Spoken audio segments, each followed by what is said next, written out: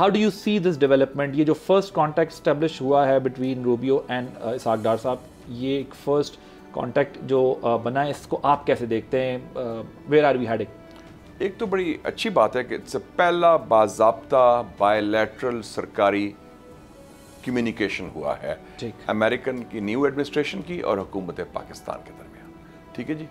और रूबियो वो शख्स है जिसने, जब उसकी हेयरिंग हो रही थी 19 जनवरी को बिफोर ही बिग स्टेट, तो उसने अनाउंस किया था कि we have now entered a multipolar world. खुद तस्लीम किया कि हम सोल सुपर पावर नहीं रहे। तो ये अच्छी गुफ्तगू हुई है, गालिबन पोलाइट हुई है, कॉर्डियल हुई है, प्लेजेंट हुई है, लेकिन कोई स्ट्रेटेजिक रीसेट नहीं हुआ।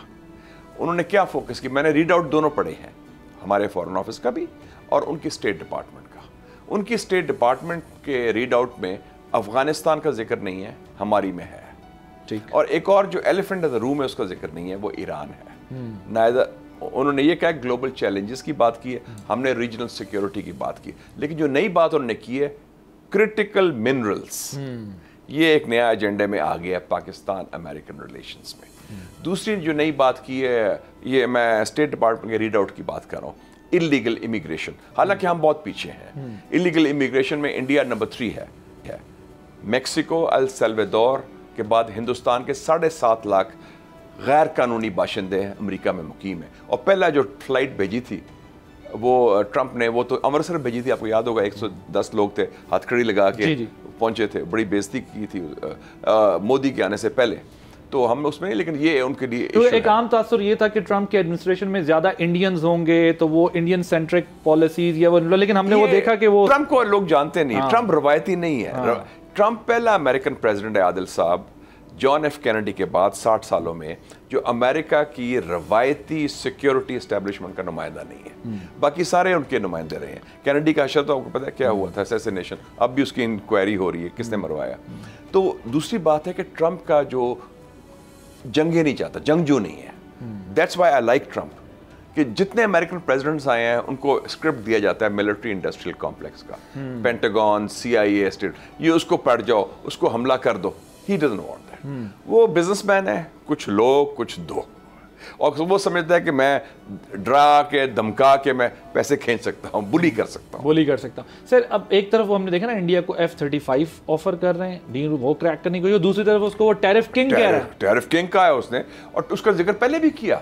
मेक्सिको, चाइना, इंडिया का जिक्र शुरू में किया उसने, टैरिफ लगाने से पहले भी।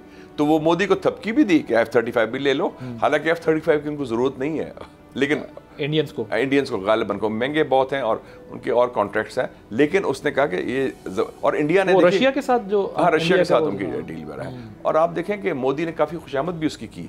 उसने कहा आप मेगा कहते हैं, मेक अमेरिका ग्रेट अगेन, मैं मीगा कहता हूँ, मेक इंडिया ग्रेट अगेन। पूरी उसकी फॉलो भी की।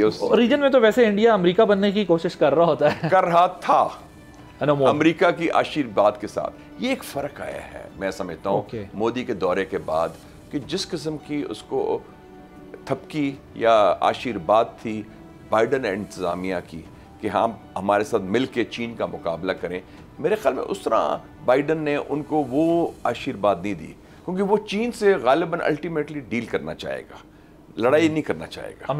अमेरिका की बात कर रहा हूँ। और वो दुनिया को देख रहा है पावर के हवाले से, और कहते हैं 3 बड़े मुल्क हैं, अमेरिका, रशिया एंड चाइना, तो इनके साथ मैं डील करूं। He likes to deal with powerful people। और इंडिया भी आपके ख्याल में चाइना के साथ ही क्लोज जाने की फिर कोशिश करेगा, अगर अमेरिका पीछे नहीं है, ट्रेड की रिक्वायरमेंट भी है। इंडिया के लहजे में, इंडिया के रवैये में थोड़ी सी तब्दीली आई है चीन की तरफ। उन्होंने कहा हम शी जिनपिंग साहब से बात करेंगे और हम जो मसले हैं बॉर्डर के वो भी हल करेंगे। उनके लबो लहजे में मैं थोड़ी सी तब्दीली देख रहा हूँ, नरमी देख रहा हूँ, धीमा हो गया है जो एग्रेसिवनेस थी, क्योंकि उनको समझ आ गई कि ये तो अमेरिका से वो फ्री लंच जो था वो मार्ग हो गया है। क्योंकि उसने जो रशिया के मामले में पोजीशन ली और वो जो यूक्रेन के साथ किया, जो यूरोपियन कंट्रीज को उसने बिल्कुल कहा अपनी सिक्योरिटी खुद संभालें, उठें ये खर्चा हमने नहीं उठाना, ये हमारे लिए बोझ है। They are not our allies, ये तो बोझ है हमारे लिए, हम उनका खर्चा लेते हैं, हम नेटो का सारा करते हैं। किस लिए? अगर आपका दुश्मन रशिया नहीं है तो फिर क्या जरूरत है नेटो की? सब्सक्राइब करें और बेल दबाएं ताकि कोई खबर रह न जाए।